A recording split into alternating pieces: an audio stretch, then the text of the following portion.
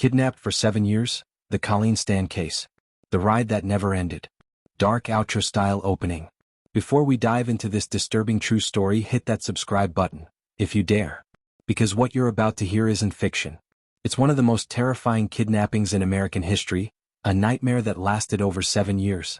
It was a warm spring day in May 1977 when 20-year-old Colleen Stan stood on the side of a California highway, thumb raised, hoping for a quick ride north to a friend's birthday party.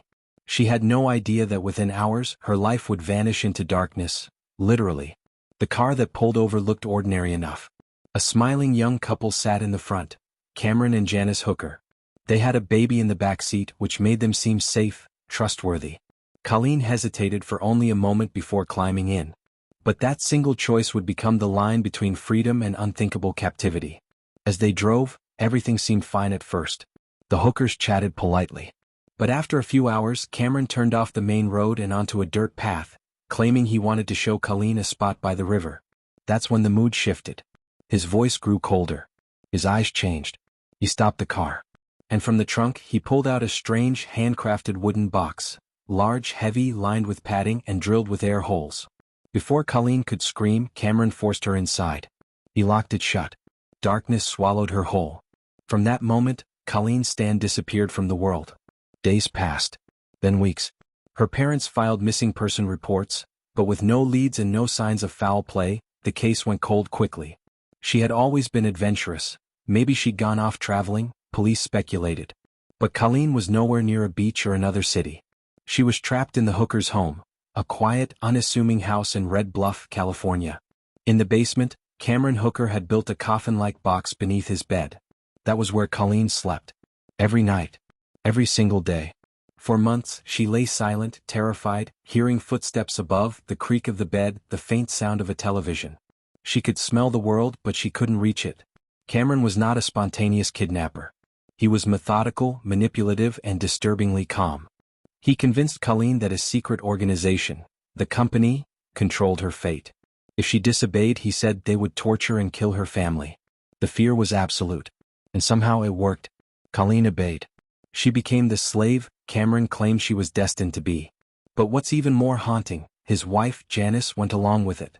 At first, she claimed she was trapped too, emotionally manipulated by her husband. But over time she became complicit. She helped maintain the lie. She even helped manage Colleen's captivity. Outside that house, the Hookers looked like any other quiet American couple. Inside they lived a horror that no one could imagine. Years began to blend together. Colleen's world was measured in sounds, the door opening, the light flickering, the hum of a fan. She was allowed out only to perform chores, then return to the box. Cameron controlled every breath she took, every word she spoke. But something strange started to shift in year 3. Cameron began letting Colleen out more often. She was even allowed to go outside, to the yard, under strict rules, of course. And then came the most chilling part, he let her write letters to her family. The Hookers mailed them, letters full of lies, reassuring her parents she was safe, working, traveling, finding herself. Her parents, desperate for hope, believed it. By 1981, Colleen had been held for 4 years. She had become a ghost, alive, but unseen. The Hookers moved to a new home and Cameron's delusions deepened. He began talking about building an underground dungeon. Janice grew uneasy. Colleen's obedience wasn't satisfying Cameron anymore. He wanted something darker. Something final. Then one night, Cameron made a chilling declaration. He was going to make Colleen his second wife, legally. That's when Janice finally broke. She realized the horror had gone far beyond what she could bear. But her fear of him was still stronger than her guilt. For now. And just when Colleen thought the nightmare couldn't go any deeper, Cameron opened a new door in the basement. What she saw inside would shatter the last piece of hope she had left. The pact of fear. You're still here? Good. Because what comes next is darker, colder, and far more twisted than anything you've heard so far. If you're new, hit subscribe, because this is where the real nightmare begins. The door creaked open and the dim light from Cameron Hooker's flashlight cut through the stale air. Inside the basement, Colleen saw what looked like the beginning of a tomb, unfinished wooden frames, cement dust, and a narrow pit dug into the ground. Cameron's voice was eerily calm as he explained his plan. This would be her new home, underground, where no one would ever find her again. For Colleen, the idea was suffocating. She had already spent years locked inside boxes and beneath beds. But this This was a death sentence disguised as security. Cameron said he was protecting her from the company, the shadowy organization he claimed monitored everything. He told her they would punish her, and her family, if she ever disobeyed. The basement walls seemed to breathe with her fear. Every time she tried to think of escape, his words echoed back. They'll hurt your parents. They'll find you. You belong to us.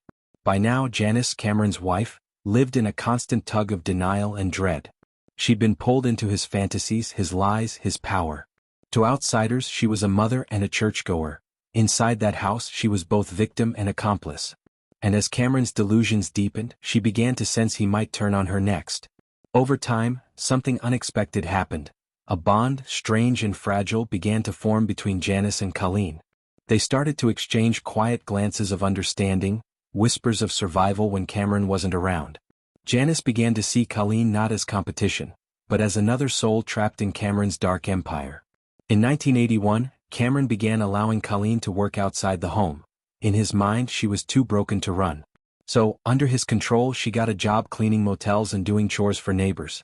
To everyone else she seemed like a quiet young woman living with a family, maybe a friend of the Hookers. But what no one knew was that every movement, every step she took, was dictated by Cameron's rules. When she wasn't at work, she spent her hours locked back inside the box. In summer, temperatures inside rose above 100 degrees. She barely slept.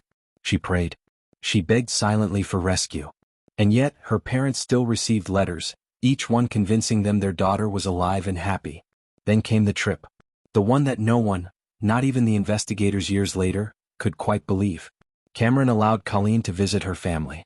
7 years into her captivity, she was driven to see them, under his watchful eye. She hugged her parents, smiled, and told them she was fine. They noticed her strange behavior, her hesitation, her vague answers. But she reassured them she was traveling with a boyfriend, who worked for a company that was very strict. They believed her because they wanted to. Before she left, her father offered to drive her back to the bus stop. She declined. She said her boyfriend would pick her up. That boyfriend was Cameron Hooker. Back in the car, silence filled the air. Colleen's heart pounded with every mile. She had been so close, free air, her family's faces, the sound of their laughter, but fear held her like invisible chains. Cameron's manipulation was absolute.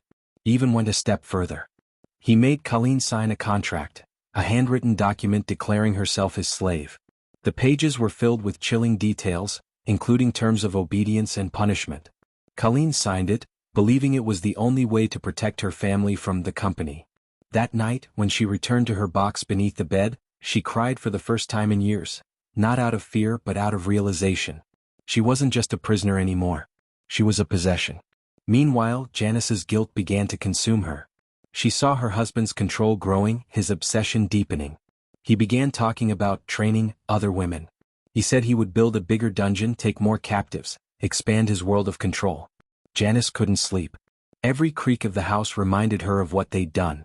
Every prayer felt empty. And then one night, Colleen did something no one expected. She told Janice she forgave her. That single act broke something inside Janice Hooker. The illusion shattered.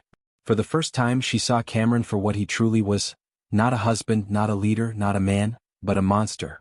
The next morning Janice looked at Colleen, pale and trembling, and whispered, "I can help you.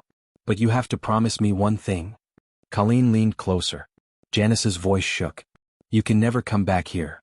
The escape and the monster unmasked.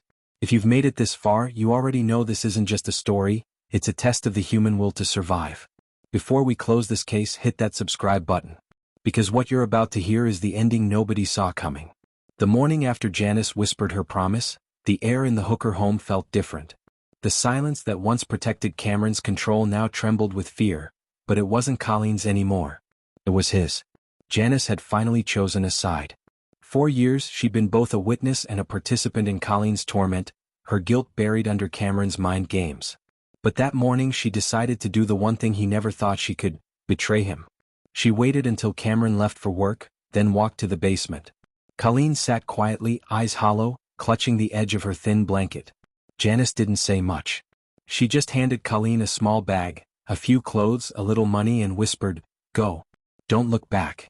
Colleen stared, frozen, unsure if it was real or another cruel trick. But Janice's trembling hands and tear-filled eyes told her everything. It was real this time. Heart pounding, Colleen stepped out of the Hooker house for what she hoped would be the last time. The sunlight hit her face like fire.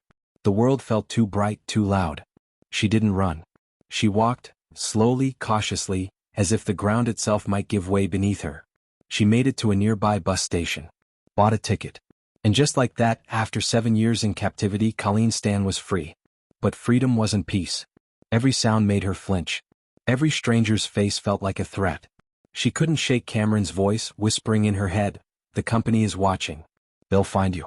She boarded a bus heading home. With each passing mile, her breath steadied. When the bus finally rolled into Eugene, Oregon, she stepped off and collapsed into her family's arms. Their cries filled the small living room that had once held nothing but unanswered questions and fading photographs. But while Colleen tried to rebuild her shattered life, Cameron Hooker's empire of lies began to crumble. Janice didn't run. She didn't hide. Instead, she walked into a church, sat before a priest, and confessed everything. Every lie. Every night Colleen spent in the box. Every word Cameron used to manipulate them both. The priest listened in stunned silence before urging her to go to the police. And she did. The next day, Red Bluff authorities surrounded the Hooker home. Cameron didn't resist. When they searched the property, they found the box, the shackles, the slave contract, and the underground construction that was meant to be Colleen's permanent grave. For investigators, it was one of the most disturbing crime scenes they had ever encountered. During interrogation, Cameron remained eerily calm, emotionless. He insisted Colleen had consented to everything. He said it was a mutual arrangement. But the evidence told a story of horror and control beyond comprehension. When the trial began, the courtroom was packed. Reporters, psychologists, law students, everyone wanted to understand how such a crime could happen undetected for so long. Colleen took the stand, her voice steady, recounting 7 years of fear, silence, and survival. Every word echoed through the courtroom like a blade. The defense tried to portray her as brainwashed, even complicit. But the jury didn't buy it. The mountain of evidence, the photographs, the contract, the box, spoke louder than any excuse. In November 1985, Cameron Hooker was convicted of kidnapping and multiple counts of sexual assault. The judge sentenced him to 104 years in prison, effectively a life sentence. Janice, who had cooperated with investigators and testified against her husband, was granted immunity. When the verdict was read, Colleen didn't cry. She just stared straight ahead, her expression unreadable, as if part of her was still trapped in that box, deep beneath the Hooker's bed. After the trial, she tried to rebuild her life quietly. She avoided the spotlight, working with trauma survivors, helping others find strength in survival. She never spoke publicly with anger, only gratitude that she had lived. But for years afterward, strange letters arrived at her parents' home, unsigned, cryptic, threatening. Whether they came from Cameron, his supporters, or pure coincidence, no one knew. Each time the fear returned. Each time she tore the letter apart and burned it. The Hooker house still stands in Red Bluff. Locals call it the girl in the box house. The new owners say they sometimes hear creaks in the floorboards at night, the ghosts of secrets that once hid beneath. As for Cameron Hooker, he remains behind bars, his parole repeatedly denied. But every few years, his name resurfaces, a grim reminder that some monsters wear ordinary faces, smile politely, and live quietly among us. Colleen Stan's story isn't just one of horror. It's a story of resilience, proof that even after years of darkness, a person can still step into the light. And if this story shook you, you're not ready for the next one. Hit subscribe because the next case we uncover will make this one feel like a warning.